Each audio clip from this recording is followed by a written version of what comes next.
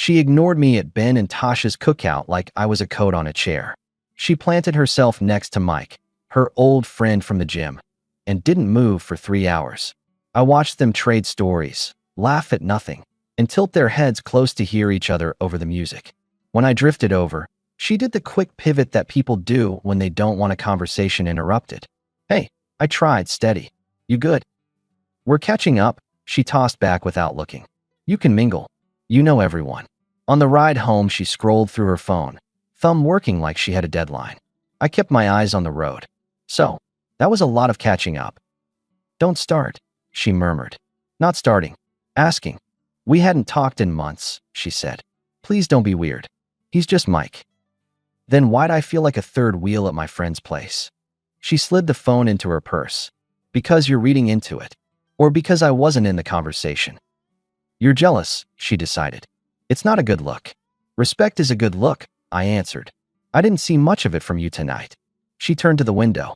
"Can we not do this? I'm tired." If I'd known where that night was headed, I would have saved us months.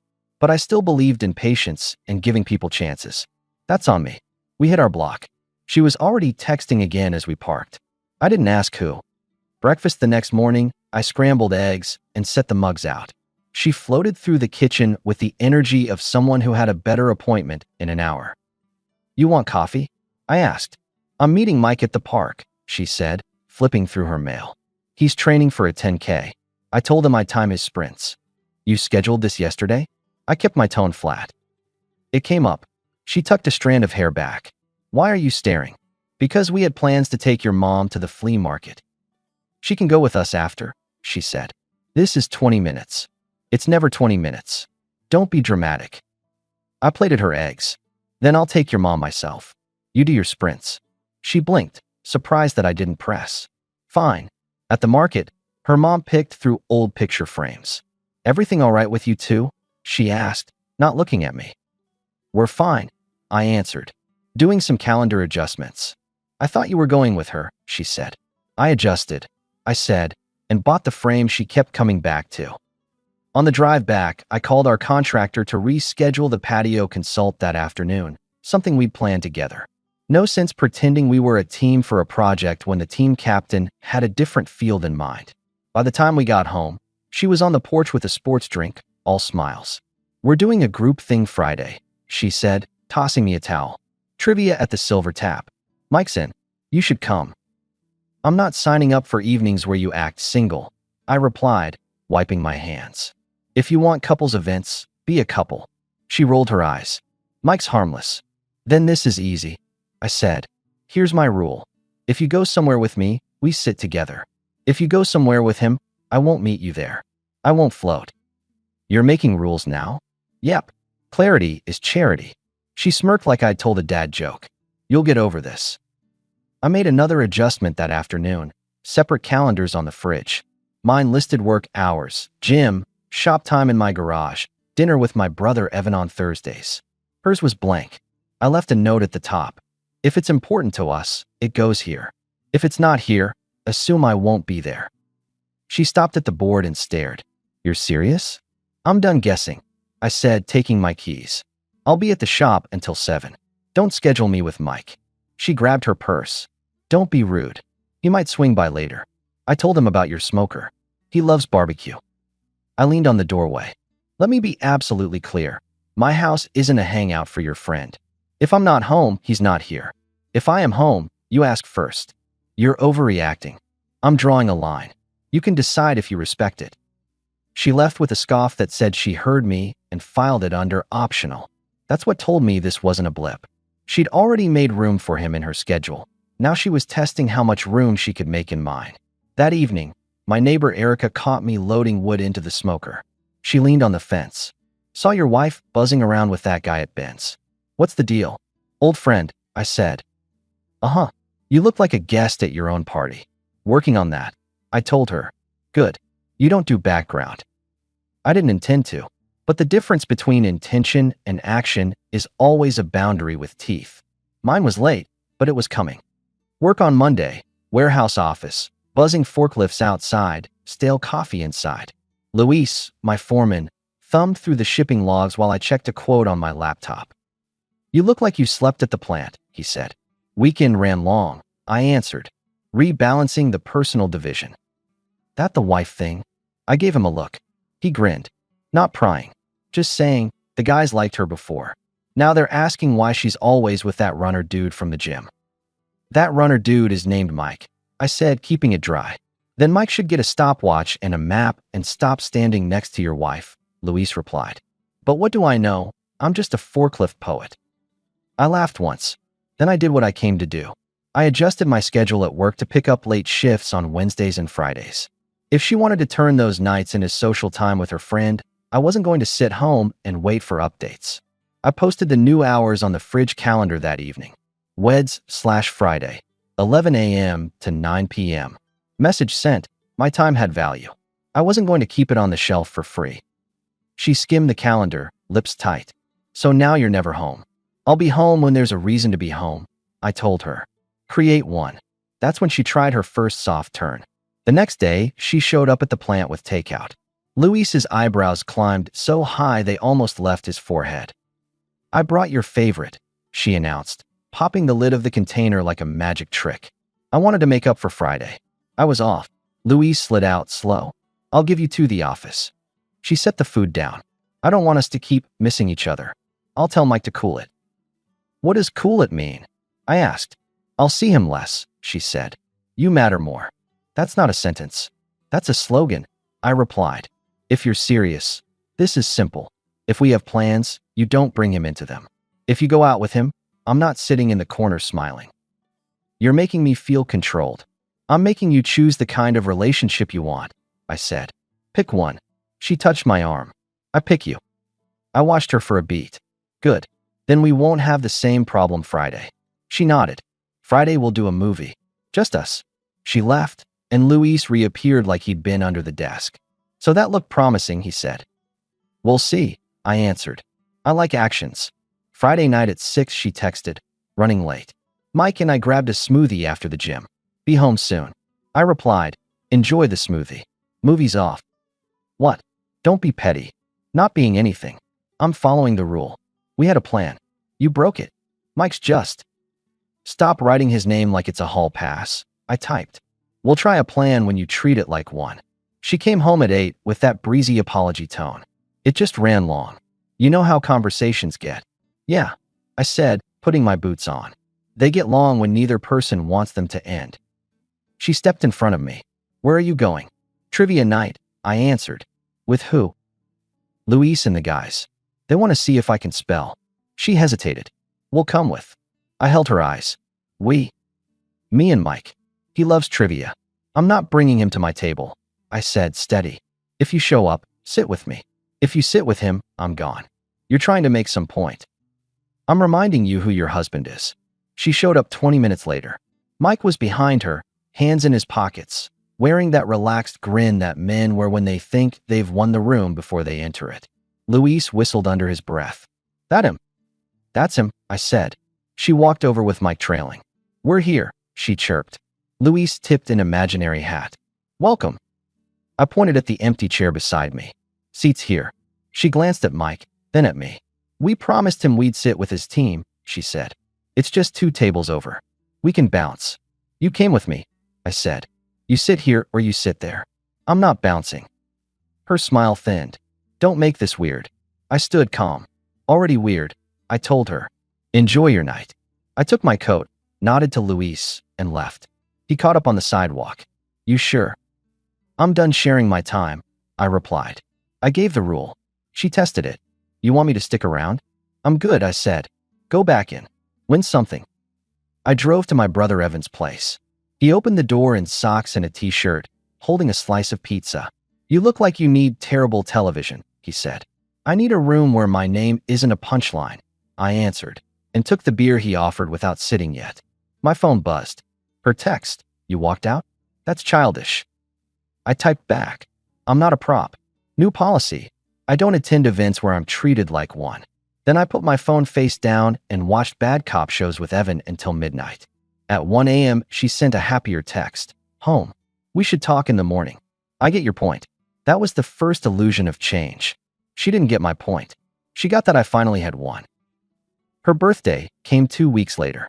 I took the day off, ordered catering from a neighbor who does it for side cash, and invited our circle. Our living room filled with people we'd known for years, work friends, neighbors, Evan and his wife, my mechanic buddy Nate, and Erica from over the fence. I put music on, kept it low, and handled the door. At 7, she came down in a red dress and that wide, staged smile. She walked through the room, hugged people, and parked herself next to Mike, who'd shown up with a bottle of cheap wine like he'd been invited to close the sale. Nate leaned into me near the kitchen. "You sure this is your party?" he asked, voice low. "Working on it," I answered. When I stepped to her side with a small box, bracelet I'd picked because she'd liked it in a window last month, she barely turned. "Hold on," she told me, laughing at something Mike whispered. "It's for you," I said. I didn't push it into her hands. I held it so she could decide to take it. She waved vaguely. Later, Mike's eyes flicked to the box, then to me. He smiled that harmless smile. I stared back without smiling. Erica drifted over. "Let me steal the birthday girl for a picture," she said, grabbing my wife's elbow and moving her 3 feet away. Then she hissed in her ear, not even subtle. "What are you doing? Your husband's standing right there." "I'm fine," my wife answered, tone light. "We're all friends." Erica glanced at me. I shrugged. Nate took a step closer. "Man," Nate muttered. "I say this with love. She replaced you in the scene. That's not normal." "I hear you," I said. 10 minutes later, she clinked a glass for a speech and thanked everyone for coming. She thanked me for all the logistics and then thanked Mike for being there for me this year. The room did that awkward shuffle people do when they sense a line being crossed.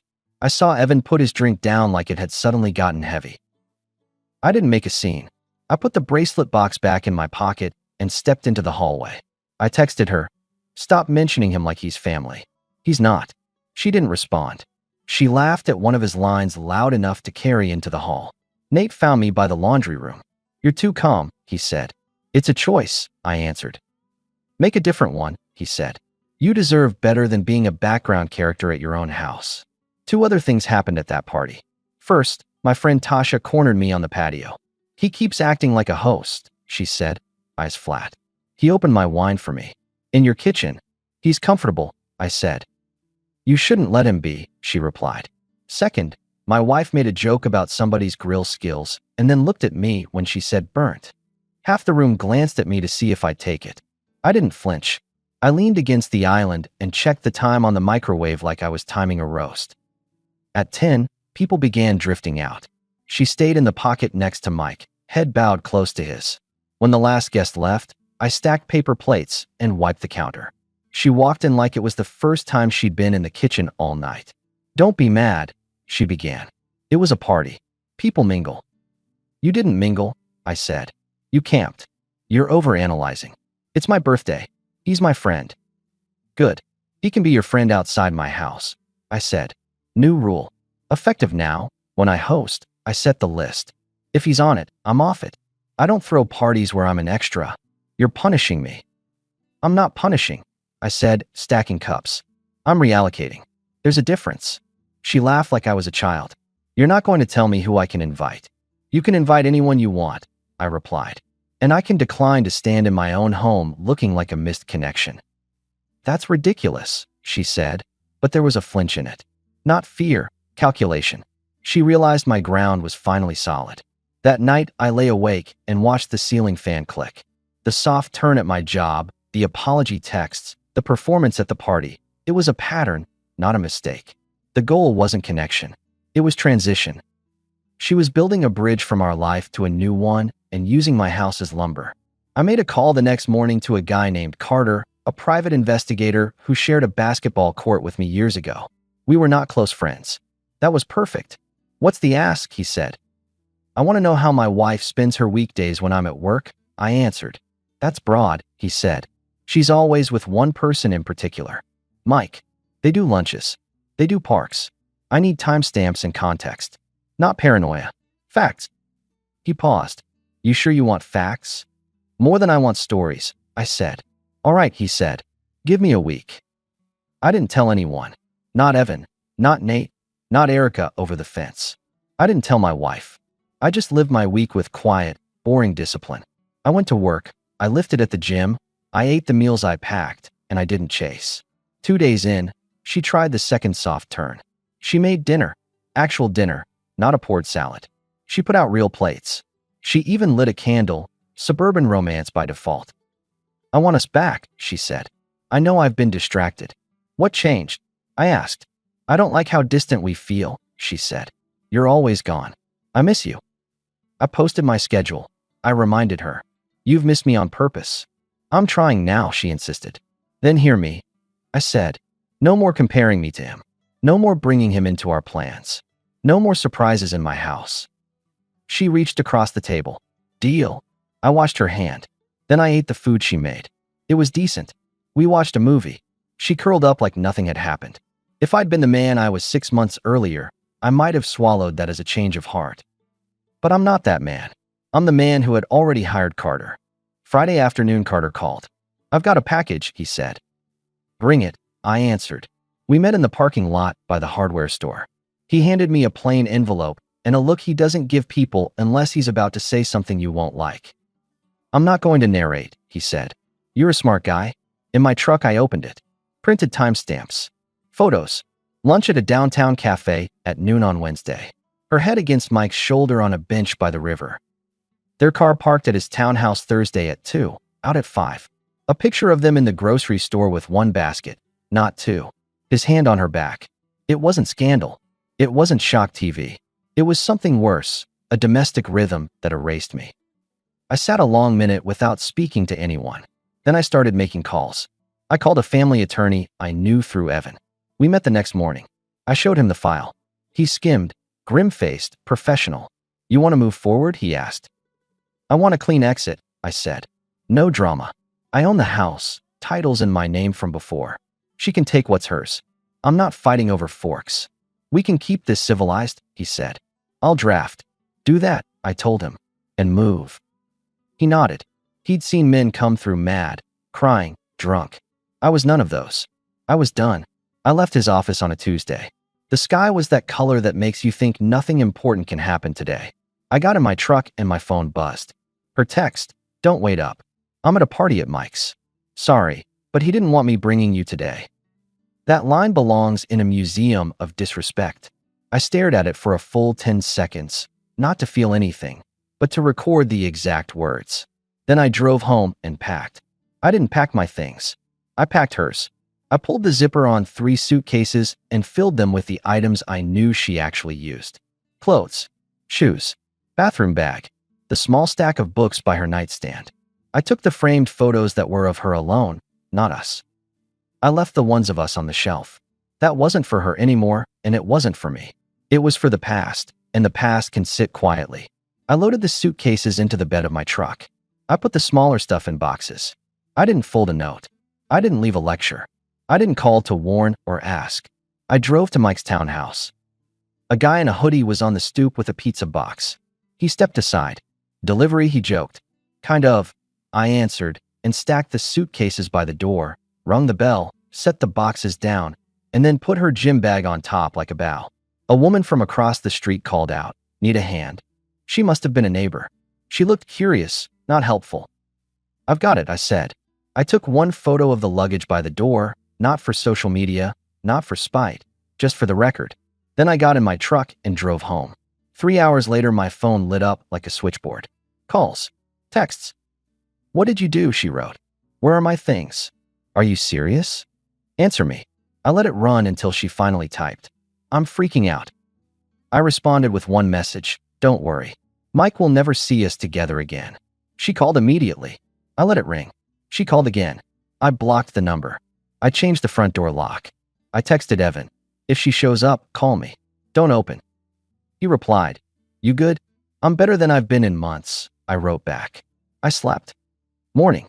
No knocks, no drama. I poured coffee and watched the fence line. Erica leaned over it later, eyes sharp. Heard a truck late, she said, fishing for a story. I returned some property, I said. She studied me. You look lighter. Decisions do that. At noon, my attorney called. Paperwork's ready when you are, he said. We can have a courier deliver her packet. It should be straightforward. Do it, I replied. I worked. I lifted. I ate what I cooked. The call stopped because they couldn't get through. She didn't try the door because the lock didn't recognize her. That was a kindness to both of us. Days turned into weeks. I wasn't waiting. I wasn't watching. I wasn't triangulating where she was. I did what grown men do when a chapter ends. I started the next one with better margins. Evan and I rebuilt the shelves in the garage. I sold the old couch and bought nothing for a while. Just used a chair and a table. It was cleaner that way. Luis dragged me to a Saturday softball league. I said yes. I went home sore and satisfied, not twisted up about someone else's schedule. From the attorney, I saw emails. Her responses went through a polite cycle: surprise, indignation, then negotiation. We can talk, she wrote through her rep. We can meet. I answered none of it personally. I didn't attend a showdown. I sent signatures when asked. I returned what was clearly hers. I didn't fight over the blender or a painting. I moved 3 boxes to the porch on a Sunday and texted the courier, not her. Erica handed me a beer over the fence. You ever going to tell me the story? She asked. Nope, I said, but I'll tell you the lesson. Which is, if respect isn't the price of admission, it should be the reason to close the doors, I said. Put that on a t-shirt, she snorted. It'd sell. A month after the luggage delivery, Nate spotted her at the grocery store. He texted me without preamble. She's with him. I didn't reply. He followed with, you're doing the right thing. I still didn't reply. He meant well. I wasn't interested in play-by-plays. A few months later, I heard it through the grapevine. The kind of grapevine you don't ask to be part of, but can't avoid when you've got neighbors. Mike had moved on.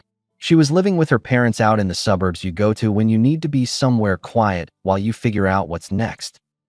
I didn't celebrate. I didn't sneer. I didn't care. That wasn't nobility. That was detachment, finally earned, paid for with clear steps and finished papers. Life without chaos is film without noise. The sound that remained after she left was my own voice again. I used it. I took a promotion at the plant, a role I had turned down once because it demanded travel. Now I wanted the travel. Short hops, nothing dramatic. I picked up a used pickup in good shape and tuned it myself on weekends.